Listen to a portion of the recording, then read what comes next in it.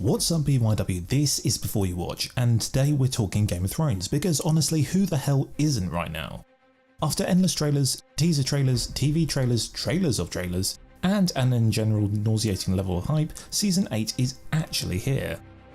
But it's now almost 2 years since Season 7 ended, and as for Season 1, well we're about as far removed from that as Ned Stark's head is from his body.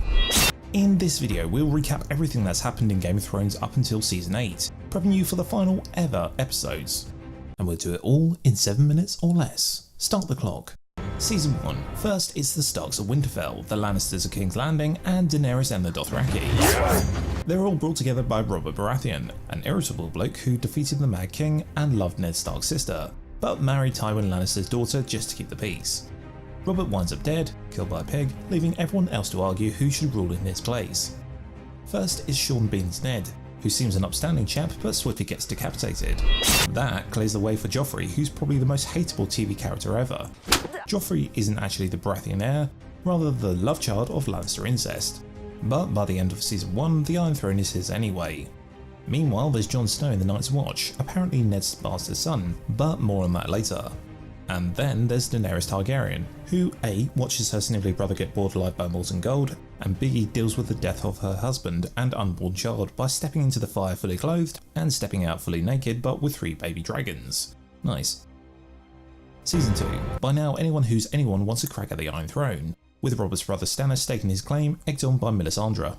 But Joffrey, egged on by his mother, isn't going anywhere, unfortunately. Elsewhere, it's all eyes on Daenerys, who's ruthlessly building an army, on Robb, Ned's son and King of the North, who has Jaime Lannister imprisoned, and on Jon, who goes beyond the wall to fight wildlings, captures one and routinely gets reminded about how little he knows. You know nothing, Jon Snow. In general, Season 2 is where the Game of Thrones catchphrases really take hold, as well as Ygritte's constant belittling of Jon.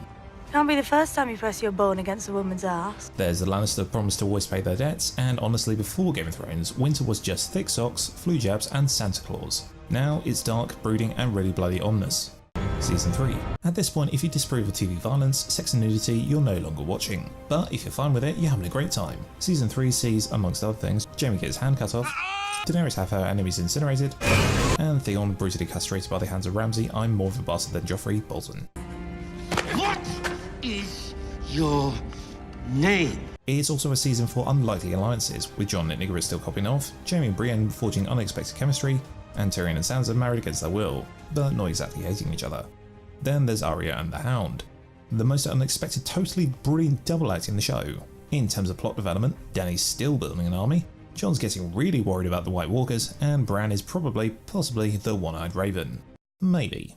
And that's about it, except for one more thing, the Red Wedding. In Thrones' most brutal bloodbath to date, Robb, his pregnant wife, and the rest of the Starks get betrayed by Walder Frey, and Catelyn has her throat cut to finish. Fresh. Season 4. As Cersei says, in Game of Thrones you either win or you die, and loads of people definitely die. But this season's especially packed with memorable deaths. First, Joffrey's poisoned at his own wedding, and Tyrion gets the blame. The Lannister good guy faces trial by combat, Oberyn fights for him to avenge his sister, but the mountain literally breaks his head into pieces. Tommen's king in the meantime, and Margaery quickly eyes up the little brother of her now dead husband. Away from King's Landing, Daenerys kills the slavers in Meereen. Melisandre burns folk alive of the Lord of the Light, and Arya crosses a couple more names off the list of people she'd like to murder. Sam and Gilly try to stay safe, Brienne and Podrick form another odd couple, Grey Worm and Missandei gets it on, and the Jon Ygritte love story ends with an arrow to the back at Castle Black. There's still time for Tyrion to get betrayed by his hooker girlfriend Shae, strangle her in his father's bed, and literally shoot Tywin off the toilet with a crossbow. This season's also where we first see the Night King. Other than that, not a lot happens. Season 5.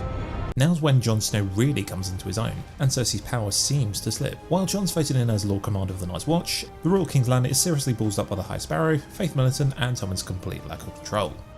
Littlefinger's true colours as a total snake also show, as he gets Sansa married off to Ramsay before slithering back to the Lannisters. But even Peter Baelish can't match Stannis for treachery. The Baratheon heir winds up burning his own daughter at the stake, which prompts his wife to hang herself. Stannis' army then swiftly loses to the Boltons at Winterfell. Brienne the Tar shows up to finish him off. Go and do your duty. And Reek finally channels his inner Theon to help Sansa escape. Arya spends the entire series in training to be no one and ends up blind. So Jorah delivers Tyrion to Daenerys in a bid to regain her faith, and Cersei and Jaime's daughter gets poisoned in Dawn. By the series end, both Jon and Cersei have seen better days. He's betrayed and brutally stabbed by rebel members of the Watch. She's forced to atone for her sins by walking naked through the street. Shame! And White Walkers grow ever stronger. Season 6. After months of speculation on whether he was really dead, 2 episodes into this series and Jon Snow breathes again. Thanks to Melisandre, who we also find out isn't quite as attractive underneath her necklace. Reborn as some kind of smouldering Jesus, Snow then hangs the traitors and spends the rest of the season building an army to fight Ramsay at Winterfell. Ramsay, meanwhile, stabs his dad and feeds his baby brother to the dogs. It's your brother. Daenerys still spends most of her time gaining titles and followers, even pulling off the naked fire trick again. While Arya gets her sight back and an even greater thirst for vengeance, shortening her list by serving more to Frey his last meal. The big moves happen in the last 2 episodes though. In the north, Jon wins the epic Battle of the Bastards, and Sansa turns Ramsay into face-first dog food. At King's Landing, Cersei just goes ahead and kills everyone, like everyone, with wildfire, including most of the Tyrells and the High Sparrow. The move does prompt Tommen, her one remaining child, to throw himself out of the window. But the Iron Throne is hers. Season 7. If this season has a motto, then it's this. Bend the knee. Bend the knee. Bend the knee. Bend the knee. Bend the knee. Bend the knee. Bend the knee. Bend the knee. Bend the knee. Bend the knee. Bend the knee. Bend the knee. Bend the knee. He's bent the knee. Daenerys arrives at Dragonstone with her ever-growing entourage, but most of everything hinges on whether Jon Snow will serve the Mother of Dragons, and he's pretty reluctant to do that. The rest of the action plays out in Highgarden, where Marjorie's mother Alina confesses to killing Joffrey. High five. Along the Rose Road, where Daenerys and her dragons totally annihilate the Lannisters. And at Winterfell, where the Stark sisters execute Baelish. And finally, 3 more important things happen. 1. A White Walker at King's Landing means people finally take the Night King seriously. Number 2, the undead army gets a dragon. And number 3, Bran's visions finally make sense, because Jon Snow isn't Jon Snow, he's actually Aegon Targaryen, the true heir to the Iron Throne and Daenerys' nephew. Which is pretty awkward because as this season ends, those 2 start sleeping together. Whew. And that's it. Stop the goddamn clock, hold the goddamn door. That was all of Game of Thrones seasons 1 to 7 in 6 minutes 34 seconds. You're totally ready for season 8 and I'm totally ready for a lie down. Jon Snow knows nothing, but you know everything. And now my watch is ended. Bye! Excited for Game of Thrones season 8? What's your favourite Game of Thrones moment so far? And who do you think will sit on the Iron Throne when the show finishes?